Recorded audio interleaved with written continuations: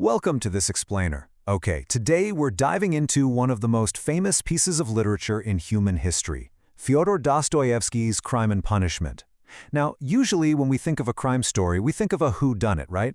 A mystery, a gripping game of cat and mouse where the police finally catch the bad guy, the gavel drops, and the criminal is locked away. But Dostoevsky's classic? It's not a standard mystery at all. In fact, it is this impossible paradox where the legal sentence, the part society focuses on the absolute most, barely even exists in the narrative. To really get what this masterpiece is saying about the human mind, we literally have to flip our entire concept of justice upside down. I mean, just look at the structural paradox of this book. It's wild. The crime itself, the infamous double murder committed by our main guy, Raskolnikov, that only takes up roughly the first 14% of the narrative. Just the first 7th. Now, you'd probably expect the actual punishment to be his 8-year sentence in Siberia, right? But that legal sentence is barely 1% of the book. It's literally just glossed over in a few pages at the very end. So what's the real punishment? It's that massive 85% of the book sitting right in the middle. We're talking 500 pages of just agonizing, unendurable psychological torment happening entirely while Raskolnikov is walking around free, completely unaccused. Okay, let's dive into this. Here is how we're going to unravel this anti-detective mystery together. First, we'll look at translating crime and punishment. Second, the anti-detective's trap. Third, the machinery of guilt. Fourth, the control case. And finally, the irrelevance of law. Starting right off with Section 1, Translating Crime and Punishment. So before we can even begin to figure out Raskolnikov's journey, we have to look at the literal Russian translation of the title. Because if we just rely on the English words, we're actually missing the fundamental framework of the whole story. In Russian, the title is «Преступление и наказание». «Преступление» literally means a stepping across, or a transgression. It's a physical crossing over, which is exactly why the verb step over pops up so much in Raskolnikov's own vocabulary. And naказание? Well, that's not punishment in the sense of a strict legal sentence. It's more about chastisement, correction, or discipline. It carries this heavy, almost religious weight. It's an action administered to pull someone back from the brink. So we really need to reframe how we see this. The crime is a physical stepping over the boundary of humanity, and the punishment is the painful, spiritual correction needed to bring the soul back. Moving on to Section 2, the anti-detective's trap. If the punishment is a spiritual correction instead of a legal one, then the detective catching the killer can't be your standard beat cop. Enter Porfiry Petrovich. This guy is an investigator who completely throws out every single rule of the traditional detective genre. Just think about the contrast here. A normal detective looks for fingerprints, alibis, forensic clues. They build a physical case. But Porfiry, he explicitly rejects all of that. He is the ultimate anti-detective. He works entirely on psychology. His whole philosophy is that a criminal's own nature is the trap. So instead of bagging up physical evidence, Porfiry just applies this relentless pressure to the suspect's conscience and their underlying philosophy. He knows for a fact that a man who kills based on an intellectual theory, like Raskolnikov's theory that he's an extraordinary man, will desperately need to be found out. Porfiry's strategy is just to keep him uncertain, letting him torment himself like a moth buzzing around a candle, right up until his entire sense of self just completely collapses. And honestly, this psychological approach is absolutely necessary because of one huge, undeniable fact in the story. Raskolnikov actually gets away with it. There is zero forensic evidence linking him to the murder. None.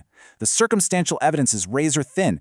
And to make things even more maddening for the police, another guy, Mikolka the painter, actually walks in and delivers a completely false confession to the murders. So Porfiry's carefully built psychological trap is just totally derailed.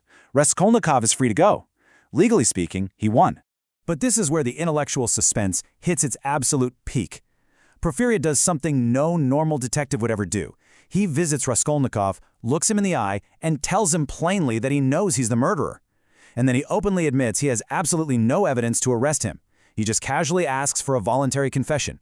He even says, hey, if you choose the other option and decide to take your own life, please leave a note saying where you hid the stolen goods, just to keep things tidy.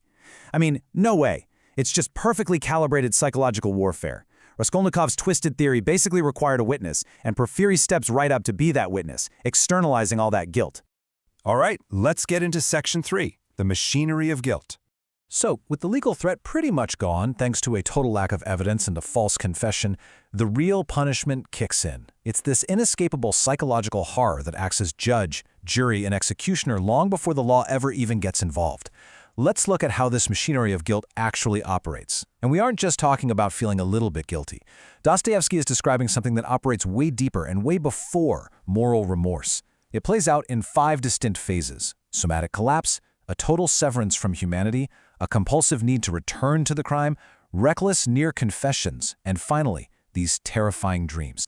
Let's break these down and watch how a mind destroys itself. First up, somatic collapse. Basically, Raskolnikov's body registers the guilty verdict way before his arrogant mind refuses to accept it. He is totally delirious for days. He's got violent shivers, intense fevers, he can't eat a thing. At one point, he's called into the police bureau for a totally unrelated debt, and just hearing someone mention the murders makes him literally faint.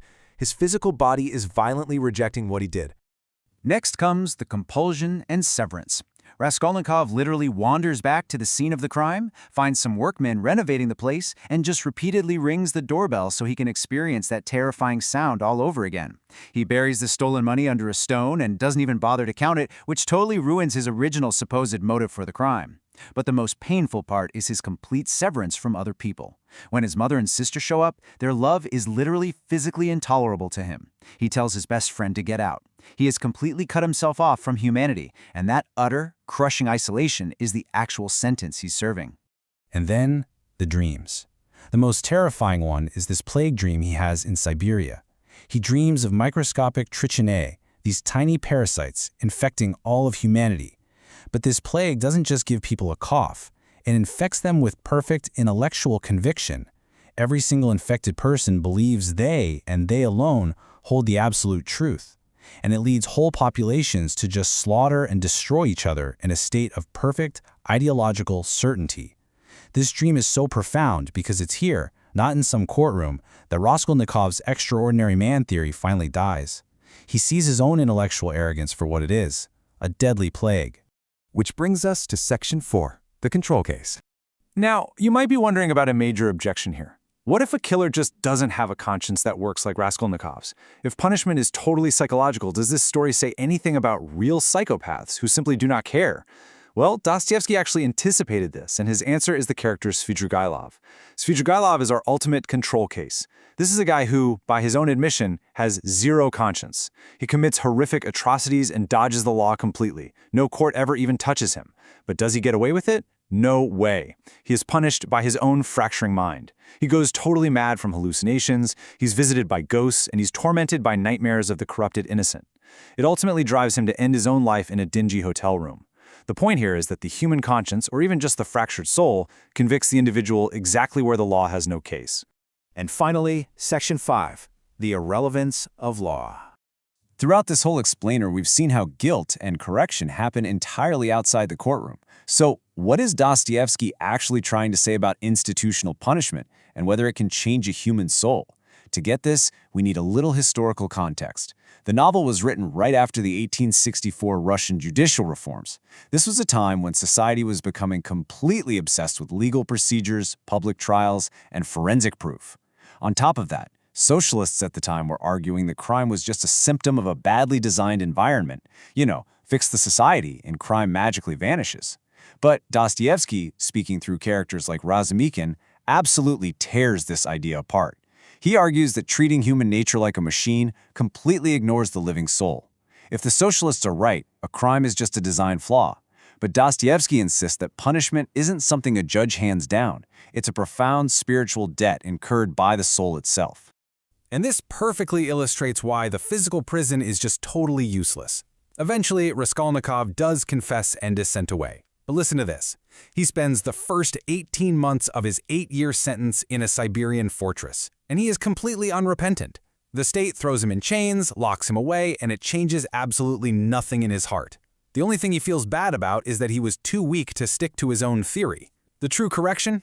That only happens way later, sitting on a riverbank brought on by sheer illness and the unconditional love of Sonya. The institution itself, it did literally nothing. So we end with a highly debated, really provocative question. Is this masterpiece actually an argument against the criminal justice system, or is it simply indifferent to it? Dostoevsky never actually claims the state shouldn't have locked Raskolnikov up. Instead, he puts forward a much harder argument. He claims the state's actions were ultimately completely irrelevant to what truly mattered. The law can lock up a physical body, sure, but only a terrifying, agonizing confrontation with one's own living soul can ever actually bring a person back. Think about that the next time we equate a prison sentence with true justice. Thank you so much for joining me on this explainer, and I'll see you next time.